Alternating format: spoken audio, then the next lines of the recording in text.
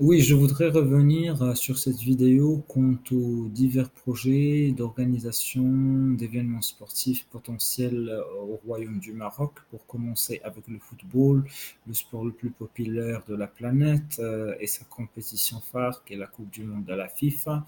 Comme nous le savons tous, le Maroc était candidat pour organiser l'édition 2026 qui a été finalement remportée par le dossier nord-américain. C'était la cinquième du nom pour le Maroc après les candidatures de 1994, 1998, 2006 et 2010. Cela étant, le Maroc compterait être candidat pour l'édition du centenaire, celle de 2030. La Coupe du Monde représenterait non seulement un enjeu sportif, mais bien aussi diplomatique et économique qui servirait de levier de développement dans ce contexte-là au niveau de l'espace euro-méditerranéen, au niveau de l'Afrique, de la zone arabe, de l'Afrique du Nord et de l'UMA. Dans ce contexte-là, le Royaume pourrait aussi avoir une opportunité de faire une organisation conjointe. Pour l'instant, il y a des spéculations quant à une possibilité de s'allier avec des pays proches au niveau de la zone euro-méditerranéenne, ce qui constituerait la première candidature interconfédération pour la Coupe du Monde, ou bien aussi une possibilité d'aller au niveau d'une organisation conjointe avec des pays de l'UMA. Rien n'a été confirmé jusqu'alors. Pour l'instant, nous attendrons les années à venir pour pouvoir avoir beaucoup plus de détails quant à ce dossier. Le stade est embryonnaire en ce moment concernant la Coupe du Monde 2030, mais je penserais que nous pourrions avoir beaucoup plus de détails avant la saison 2022-2023. Peut-être juste avant l'organisation de la Coupe du Monde au Qatar. Donc, quand on parle de ce dossier-là, il faut aussi voir l'analyse du risque concernant la compétitivité et les autres candidats potentiels. On parle pour l'instant d'une spéculation d'un dossier du Royaume-Uni englobant l'Angleterre, l'Écosse, les Pays de Galles et l'Irlande du Nord, ainsi qu'une potentielle aussi candidature des pays des Balkans plus la Bulgarie pour l'Euro 2028 et le Mondial 2030, mais rien n'est confirmé ici. Finalement, on parle au côté de l'Amérique du Sud d'une candidature entre trois pays, l'Argentine, l'Uruguay et le Paraguay, pays de la zone Mercosur. Bien sûr, moi je pense que l'élément du centenaire subjectif ne devrait pas rentrer en considération pour l'Uruguay, car le plus important c'est aller droit de l'avant avec la zone ou le pays le plus près pour organiser l'événement.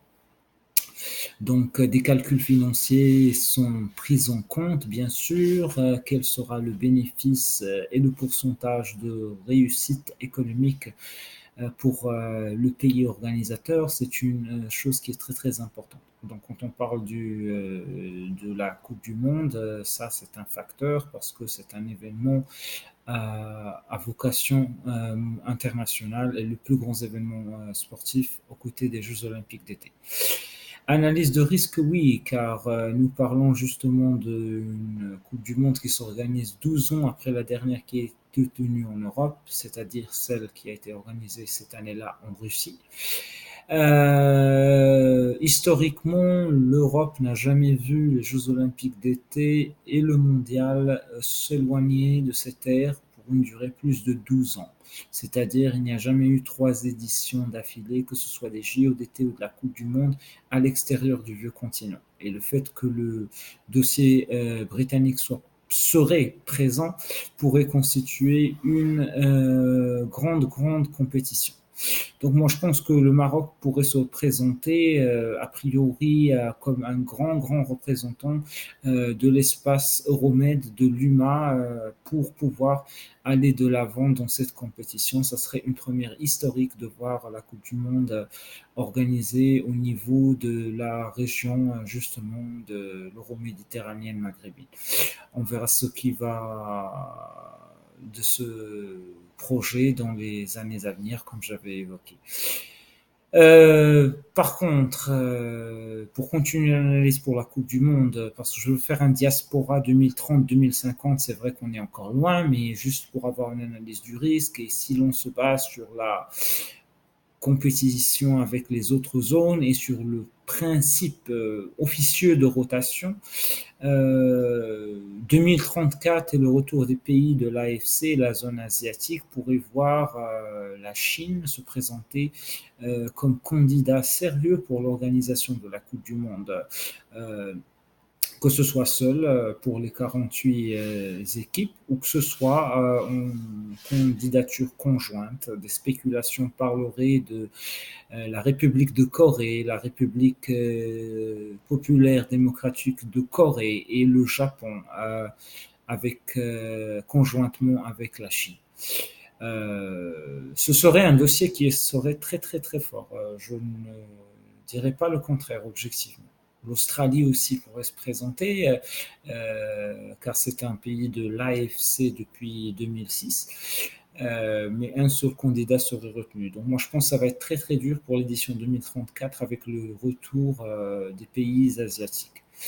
2038, la dernière Coupe du Monde avec le trophée actuel de la FIFA, parce que le 17e vainqueur dans l'espace qui est déduit pour sculpter le nom du vainqueur serait écrit déjà à ce moment-là et qu'il n'y aurait plus de place pour en ajouter un 18e. Mais bon, ça c'est un facteur subjectif, tout comme le centenaire pour 30.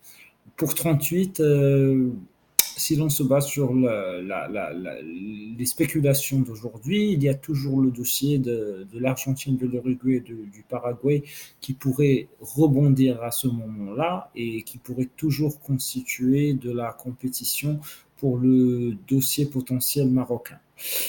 Après, pour 2042, si l'on se base sur la possibilité du retour en Europe tous les 12 ans, 2030-2042, peut-être que ça pourrait revenir en Europe. Et il y aura toujours une possibilité pour le Maroc de voir le projet euro-méditerranéen dans ce contexte-là. Mais encore, tout est tôt, tout ceci, ce sont des spéculations. Finalement, pour 2046, je pense que c'est la date vraiment on espère bien sûr que ce sera plus tôt que cela, mais je pense que c'est une date ouverte pour l'Afrique dans ce contexte. Euh, donc le Maroc doit focaliser pour pouvoir ramener l'organisation de la Coupe du Monde par une candidature forte et stratégique. C'est un projet entre 2030 et 2046, mais qu'on espère que ça soit réalisé le plus tôt possible. Il faut être très très réaliste, mais je pense qu'il faut aussi croire en ses chances et aller droit de l'avant dès 2030. Le Maroc aurait une candidature, la sixième, donc il rejoindrait l'Allemagne comme pays qui aurait le co-candidaté le plus pour la Coupe du Monde. Et le plus important, c'est qu'il faut continuer à le faire parce que franchement, si ça revient en Afrique, bien sûr, le Maroc aurait de très très grandes chances de l'organiser. Et il faut être persévérant. Comme on dit, Inna Allah yuhibbul abd al-milhah. Concernant d'autres compétitions internationales, on parle actuellement de la Coupe d'Afrique des Nations. C'est un projet différent de la Coupe du Monde. Le Maroc l'avait organisé une seule fois, c'était en 1988 pour remplacer la Zambie à l'époque qui n'était pas prête pour organiser l'événement. À l'époque de Tessema, la CAF organisait la Coupe du Monde la Coupe d'Afrique des Nations avec 8 équipes. Et depuis lors, nous avons eu l'expansion à 12, puis à 16, puis à 24. Donc la première édition de la CAN avec 24 équipes aurait lieu cet été. Pour l'instant, il y a 2 candidatures de l'Égypte et de l'Afrique du Sud. Cela étant, l'ouverture du Maroc sur l'Afrique pour pouvoir supporter et promouvoir le sport africain a déjà été montré lors du congrès des symposiums de la CAF qui ont été organisés au Maroc. Le Maroc s'est placé dans une perspective de développement du football africain. Cela passe par ouvrir les chances à toutes les associations des pays africains pour pouvoir être en compétition pour l'organisation de la CAN. L'Afrique elle-même réitère son soutien pour une potentielle candidature du Maroc pour la Coupe du Monde de la FIFA. Mais pour revenir justement sur la différence du projet que Coupe du Monde et CAN, il faut juste voir l'exemple de l'Afrique du Sud qui a eu la Coupe du Monde de 2010. 3 ans après, en 2013, ils avaient organisé la CAN et c'était deux projets d'envergure différents. On voyait cela même au niveau des logos et de l'organisation au niveau des stades sud-africains. Donc oui, pour la CAN 2019, il y aurait aussi des spéculations que le Maroc serait le dernier recours de la CAF en janvier si les dossiers présentés de l'Égypte et de l'Afrique du Sud ne pourraient pas remplir le cahier des charges avant le mois de juin. Et je pense qu'à ce moment-là, la CAF serait dans le besoin de rentrer en contact avec le Maroc et pouvoir voir la possibilité pour le Maroc de justement aider la CAF à organiser sa compétition phare. Donc ça reste entre parenthèses. Cela étant, le Maroc pourrait avoir son projet pour organiser la CAN, je pense, dans le futur, avec de différents aléas financiers et économiques qui pourraient justement constituer le facteur et la pierre angulaire de la candidature. Pour l'instant, le Maroc choisit de donner l'opportunité et de s'allier avec l'Afrique diverse en supportant la candidature justement du Cameroun pour la CAN 2021. Il y aurait une possibilité, selon la CAF, pour que la Côte d'Ivoire organise celle de 2023. Et ceci est une spéculation, la Guinée pour 2025, si l'on se base sur les choix qui ont été faits en 2014 sous l'ère Hayatou concernant la compétition. Donc, à ce stade, le Maroc pourrait hypothétiquement se présenter pour une candidature pour la CAN 2027 pour pouvoir abriter son propre projet, sa propre CAN et bien sûr l'allier dans une possibilité de supporter et promouvoir, même comme si j'avais dit tout à l'heure que c'est un projet différent, promouvoir la possibilité du Maroc à être le deuxième État africain à organiser la Coupe du Monde. Donc, comme j'ai dit, possibilité ouverte, ce qui est très très important, comme l'a été affirmé lors des symposiums de la CAF organisés au Maroc, c'est que le pays, le royaume chérifien, s'aligne avec l'Afrique, la CAF, l'OUA dans sa perspective, à l'égalité des chances africaines, et ça, c'est très très important. Donc on verra. On est en train de suivre les nouvelles concernant les perspectives de l'événement et comment ça pourrait évoluer avec les pays organisateurs dans le futur.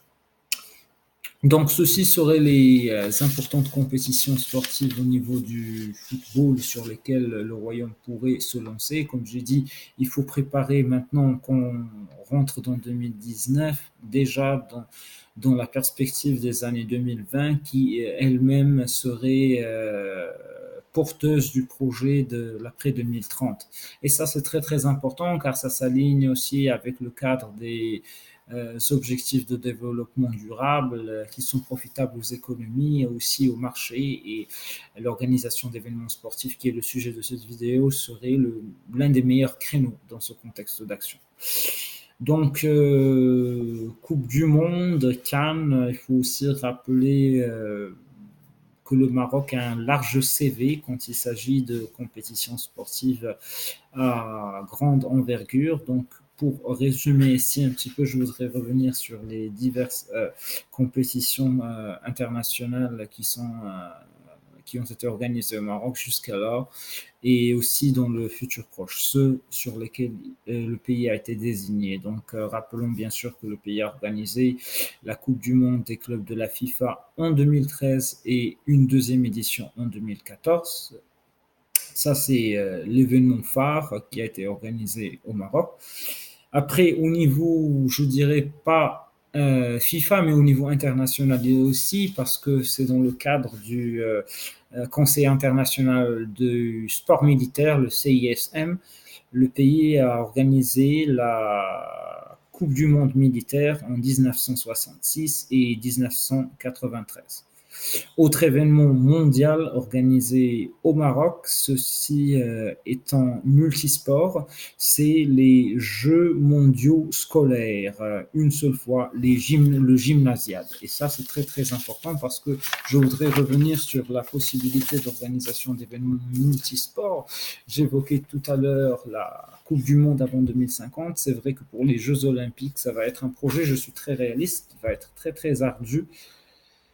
Euh, une, con- une candidature marocaine pour 2050 serait aussi un grand, grand projet. Moi, je pense que ça va être très, très difficile. Mais si on commence par le cap Coupe du Monde, peut-être que le projet pour les Jeux Olympiques d'été pourrait venir. Donc pour continuer sur le CV justement du Maroc pour les compétitions multisports, je rappelle que le pays a organisé les Jeux de la francophonie, une compétition que je n'appellerai pas internationale, mais plutôt intercontinentale, car ça englobe des pays des 5 continents. C'était la première audition qui était organisée à Casablanca et Rabat en 1989, les Jeux méditerranéens à Casablanca en 1983, autre grand événement multisport organisé au Maroc. Après, il y a l'événement justement de 2019 à Casablanca, dont on parle des Jeux africains, les Jeux panafricains qui seraient organisés au Maroc. Très important, comme j'ai dit, dans le cadre du leadership du royaume au niveau de l'OUA. Le pays avait aussi organisé au niveau continental les Jeux africains de la jeunesse à Rabat en 2010. Au niveau panarabe, il y a eu 2 éditions des Jeux panarabes à Casablanca en 1961 et à Rabat en 1985. Plusieurs autres événements sportifs multisports que l'on pourrait ajouter, qui ont été organisés et qui avaient célébré justement la jeunesse et la paix au Maroc. C'est des Jeux de la paix qui étaient organisés à Ifrane en 1992. Maintenant, pour venir à d'autres compétitions footballistiques d'envergure continentale, comme j'avais évoqué tout à l'heure, il y avait eu la Cannes en 1988, le Chan en 2018, le championnat des moins de 23 ans qualificatif aux Jeux Olympiques, c'est-à-dire la Cannes Espoir en 2011, la Cannes Junior des moins de 20 ans en 1997 et la Cannes Cadet des moins de 17 ans qui a été organisée la première en 2013 et la seconde serait organisée au Maroc en 2021. Après la Coupe d'Afrique du beach soccer aussi s'est organisée au Maroc en 2011 et 2013. D'autres événements au niveau arabe, la zone UAFA, si vous voulez mentionner le nom de l'organisation de l'Union arabe de football, Le pays avait abrité la C1, si vous voulez. À l'époque, ça ne se jouait pas en match aller-retour. C'était en 1989. C'était le championnat arabe des clubs champions. La Super Coupe s'est aussi organisée au Maroc, Kas al-Nokhba, la Super Coupe arabe en 1992 et en 1997. À tout cela s'ajoute aussi d'autres événements au niveau de l'Afrique, de la zone pan-arabe et d'autres régionaux au niveau de l'UNAF et du Maghreb. Aussi, il faut ajouter le fait que dans le cadre des compétitions nationales de certains pays européens, le Maroc avait abrité la Supercoupe d'Espagne 2018, le Trophée des champions, qu'est la Supercoupe de France en 2011 et 2017. Finalement, d'autres événements footballistiques ont eu lieu au Maroc, des tournois amicaux mais avec une reconnaissance internationale, la Coupe LG, la Coupe Hassan II, il y avait la Coupe Mohamed V dans le passé, il y avait la Coupe de la Palestine, la Coupe du Père Gégo et la Coupe Antifit ont su d'autres matchs internationaux qui ont caractérisé justement l'histoire du football marocain.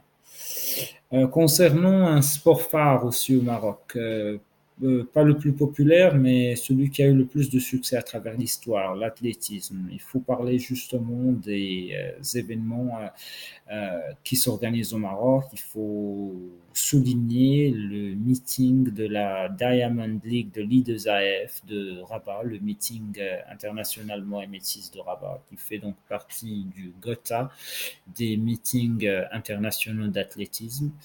Et ce meeting était dans le l'I2AF World Challenge au début, qui est en quelque sorte le deuxième label des meetings de l'I2AF. Maintenant, c'est dans le label d'or, si vous voulez, du outdoor.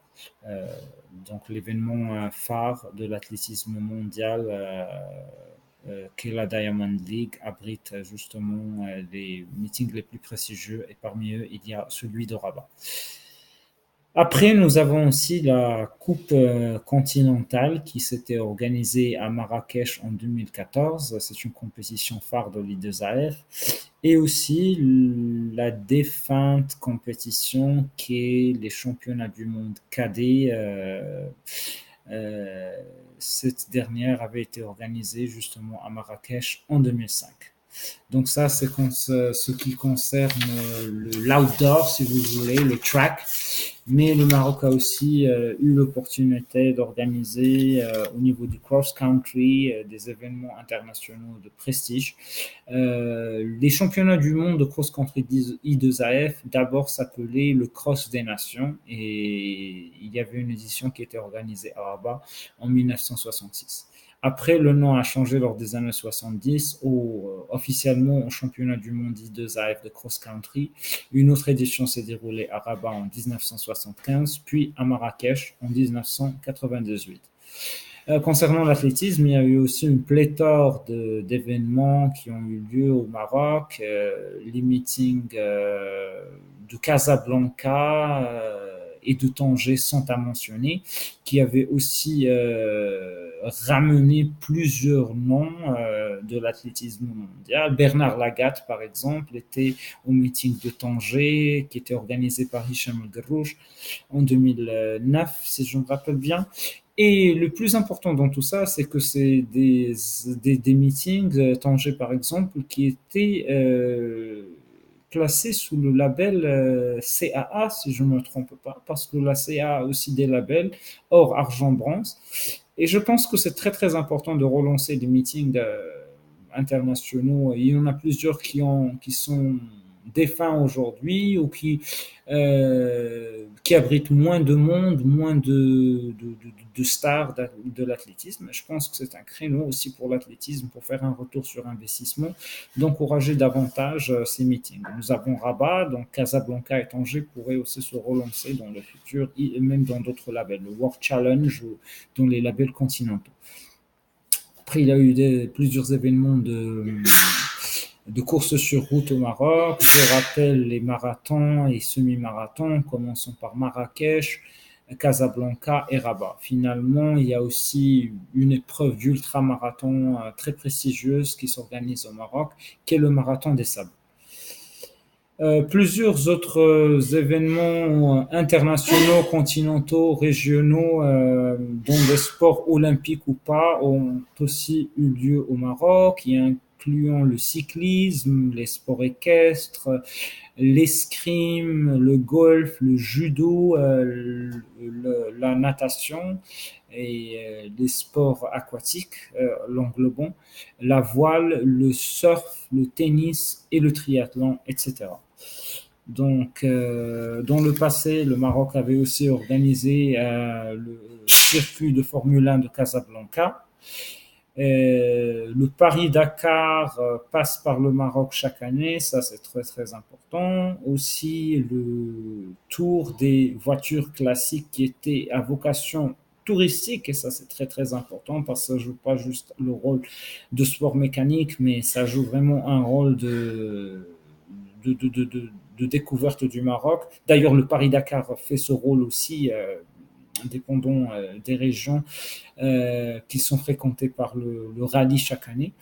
Et finalement, bien sûr, des grands matchs d'arts martiaux qui ont caractérisé l'histoire du Maroc sont aussi ajoutés dans le kickboxing, le full contact et d'autres sports de caractère art martial.